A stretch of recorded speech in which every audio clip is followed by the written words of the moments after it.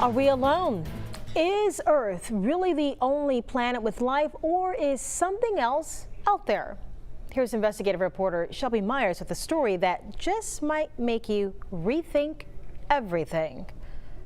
It's been a debate for decades. Are aliens out there, and have they ever made contact with us?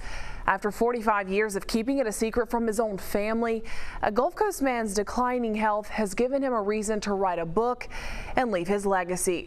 Calvin Parker is now ready to tell the story of the event that would change his life forever. Do you ever get any feelings or flashbacks when you come out here? No, it's changed. It's hard to feel anything when you come out here. What do you think about the whole experience? Think it happened? I think something happened down there. I'm not at all sure what happened. Something happened to him, the way they were upset. You don't fake fear. You know, he was scared. He was scared out of his mind.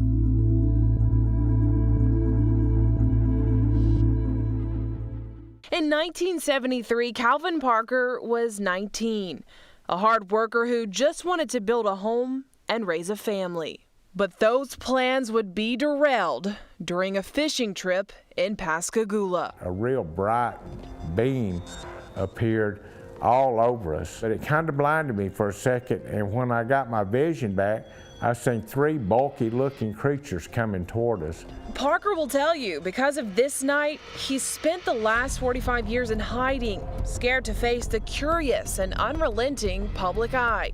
We'll get up and go to work in the morning, nobody would never know, and they won't make us out to be idiots.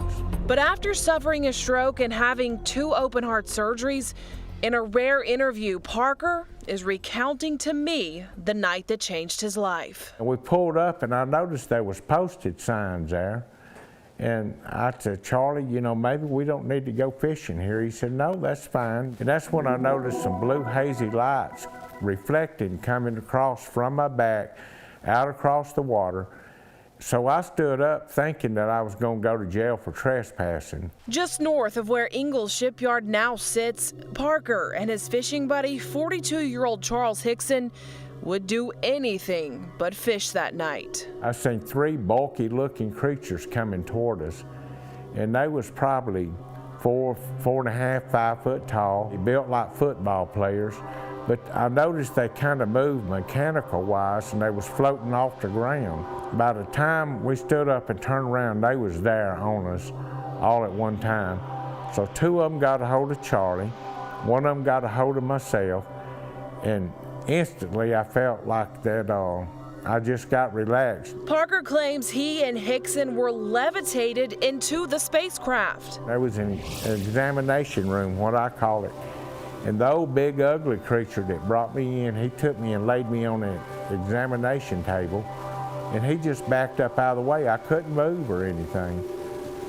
All I could do was look, and there was something about the size of a deck of cards that came out of the ceiling, and it hovered about a foot in front of my eyes, and then it went to the right side of my head and it clicked, went behind my head and it clicked, went to the left side of my head and clicked, and then straight to the front, and then it shot back up in the ceiling. And that's when I noticed some kind of little ruffling noise, and this more feminine looking creature came out. She looked completely different than the what I call the robot, because he moved like a robot, just mechanical wise. She looked kind of feminine looking and had fingers, regular fingers and all, come over and pinched me on the side of the cheek. And then she took her finger and run down my throat and got behind that little thing that hangs down back there and tried to come up in my nasal cavity. And that was when it started hurting and I started choking and I got scared. And she just kind of telepathically told me, you know, don't be afraid, we're not going to hurt you. And with those words, Parker says the aliens dropped he and Hickson back off on the bank. Frozen in fear, Parker didn't want to let anyone know what happened. Hickson, however, said they had to tell somebody, so they called the Jackson County Sheriff's Office. And I said, could I help you? He said, yeah, I've had something happen, but said, you gonna laugh if I tell you what it is. I said, look, fella, go ahead and tell me, I'm busy. What happened? He said, I got picked up by a UFO. I laughed. He said, I told you he was gonna laugh. Still, former Jackson County Captain Glenn Ryder told the men to come into the station. Jackson County deputies had two choices that night. They could choose to believe Parker and Hickson had really been taken from the banks of the Pascagoula River like they said, or they could figure out if they were lying.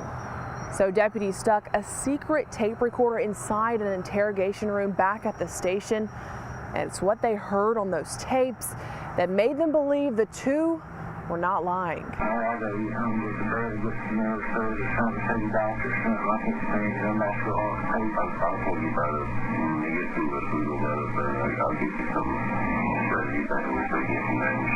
And they were upset. I figured they'd say, well, look, we got these guys food, but it wasn't that. They were still. The boy especially was upset. The men would take lie detector tests and pass. Ufologists and researchers flew in right away to interview and hypnotize the two, concluding they did experience something traumatic. The two were even sent to Keesler Air Force Base in Biloxi to make sure they weren't radioactive. It's a circus, media circus. Within days, the story went global.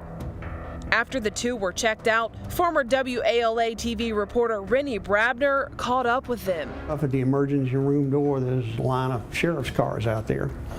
We went in with our cameras going, and at least for the first time saw the two guys. Brabner says to this day, it's still something viewers never seem to forget. There's a reasonable chance that they'll say, wait a minute, didn't you cover those guys getting on the UFO? What do you think? Most of the stories you do, they're gone tomorrow or the next day or whenever. And it's always intrigued me a little bit that had some legs, some interest, particularly years and years and years later. Like Captain Ryder, Brabner too believes something happened that night, but he isn't sure what. I do not think they made it up in the sense that they created it out of whole cloth. I have been told that particularly Hickson was known to take a drink. Was it at the bottom of a bottle of John Barleycorn? I don't know. Charles Hickson wrote a book on his encounter and spoke numerous times about it. He passed away in 2011. Parker says he's a religious man and believes there's an explanation why he went through what he did. For now, he still ponders why it happened to him. You can't really pin everything down. You don't really know. And that's the point I'm holding now. I don't know what happened. I know something happened. Definitely something to think about. Parker says the city of Pascagoula now plans to place a marker on the banks of the river this summer. We mentioned that this interview is rare since Parker spent most of his life hiding from the spotlight. Well, he says after a year of promoting his new book and speaking, he'll retreat from the spotlight once again. He plans to buy a houseboat and live on it with his wife. Now, if you want to know more about his book, The Closest Encounter, just head to our website, fox10tv.com.